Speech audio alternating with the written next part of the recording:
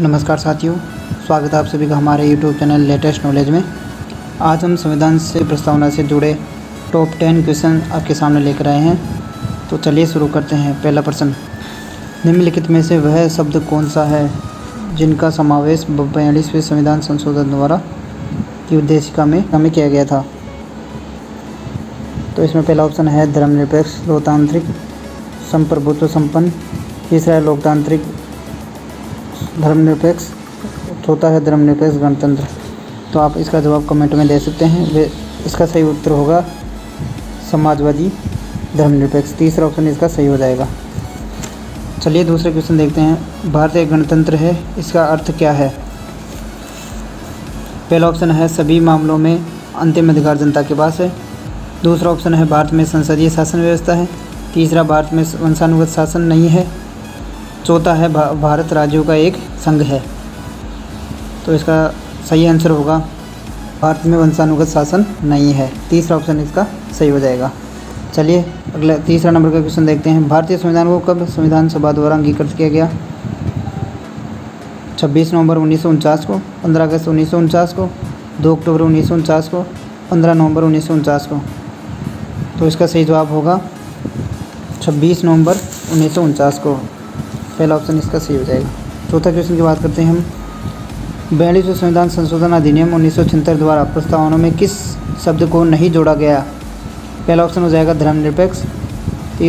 दूसरा है समाजवादी। तीसरा है गुटनिरपेक्ष। चौथा है एकता और अखंडता। तो इसमें सही ऑप्शन हो जाएगा गुटनिरपेक्ष। पांचवा क्वेश्चन है, भारतीय संविधान की प्रस्तावना में लिखित हम भारत के लोग से क्या अर्थ निकलता है? पहला ऑप्शन है भारतीय गणराज्य की प्रभु सत्ता जनता में निहित है। दूसरा है संविधान का निर्माण भारत की जनता द्वारा हुआ है। संविधान निर्माता भारत की जनता का प्रतिनिधित्व करते हैं। और चौथा ऑप्शन है भारत का संविधान भारत की जनता की सहमति पर आधारित है। तो इसमें सही ऑप्शन हो जाएगा संविधान का निर्माण भारत की जनता द्वारा हुआ है। दूसरा ऑप्शन इसमें सही हो जाएगा। इसके बाद है छठा क्वेश्चन, भारतीय संविधान की प्रस्तावना पर किस क्रांति का प्रभाव नहीं झलकता है? पहला ऑप्शन है फ्रांसीसी क्रांति। दूसरा अमेरिकी क्रांति। तीसरा बोल्शेविक क्रांति। और चौथा है चीन की क्रांति। तो इसमें सही जवाब हो जाएगा चीन की क्रांति। चौथा ऑप्शन इसमें सही हो जाएगा। फिर सातवां क्वेश्चन है, निम्नलिखित में से कौन सा शब्द भारत की संविधान की उद्देशिका में नहीं है? पहला ऑप्शन है समाजवादी। दूसरा पंथ निरपेक्ष। तीसरा प्रभुत्व संपन्न। चौथा है लोक कल्याण। तो इसमें सही ऑप्शन हो जाएगा डी ऑप्शन, लोक कल्याण भारत की संविधान की उद्देशिका में नहीं है। बाकी तीनों शब्द भारत की प्रस्तावना में जोड़े गए हैं। आठवां प्रश्न है, संविधान की प्रस्तावना में प्रयुक्त शब्द सेक्युलर का अर्थ क्या है? सेक्युलर के हिंदी में धर्मनिरपेक्ष कहते हैं। पहला ऑप्शन है सभी नागरिकों को धर्म उपासना की स्वतंत्रता। दूसरा है केशववाद। तीसरा है बहुदेववाद। और चौथा है सभी धर्मों की अस्वीकृति।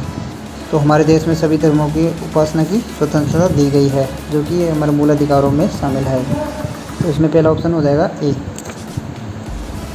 नवा क्वेश्चन है, भारतीय संविधान किसके द्वारा अंगीकृत किया गया है? पहला ऑप्शन है संविधान सभा द्वारा, भारत की संसद द्वारा, प्रथम निर्वाचित सरकार द्वारा या भारत की जनता द्वारा।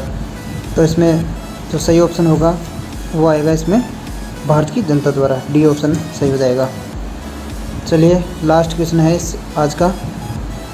भारतीय संविधान की प्रस्तावना में जिन आदर्शों एवं उद्देश्यों की रूपरेखा दी गई है उसकी आगे की व्याख्या है? पहला ऑप्शन है मूल अधिकारों के अध्याय में। दूसरा है राज्य के नीति निर्देशक सिद्धांतों के अध्याय में। तीसरा है मूल अधिकार राज्य के निर्देश सिद्धांत एवं मूल कर्तव्यों में। और चौथा है संविधान के पाठ में कहीं नहीं है। इसका सही ऑप्शन हो जाएगा मूल अधिकार के नीति निर्देशक सिद्धांत एवं मूल कर्तव्यों में। तीसरा ऑप्शन इसका सही हो जाएगा।